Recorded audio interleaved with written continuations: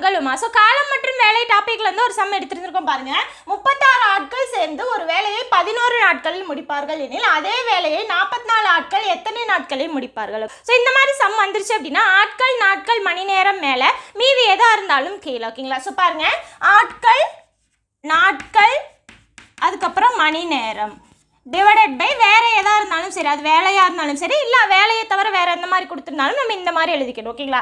So பார்த்தீங்கன்னா first ஆட்கள் 36 ஆட்கள் எத்தனை நாட்களில்? 11 நாட்கள். ஓகேங்களா? ஸோ மணி நேரம் இங்கே கொடுக்கல, ஸோ விட்டுலாம். எத்தனை வேலையை முடிப்பாங்க? ஒரு வேலையை முடிப்பாங்க. ஓகேங்களா? ஸோ அதே மாதிரி 44 ஆட்கள் எத்தனை நாட்களில்? ஓகேங்களா? ஸோ நமக்கு தெரியாத அதே வேலையை முடிப்பாங்க. ஓகேங்களா? இப்போ எக்ஸ் மட்டும் இந்த சைடு வச்சுக்கலாம். 44 ஈக்குவேஷன் கிராஸ் பண்ணோம் அப்படின்னா டிவைடட் பைல வரும். ஓகேங்களா? So divided by 44. 11 அடிச்சா இது 4, 4 அடிச்சா இது 9. அப்போ எக்ஸோட வேல்யூ என்ன? 9. ஸோ 9 நாட்களில் முடிப்பாங்க.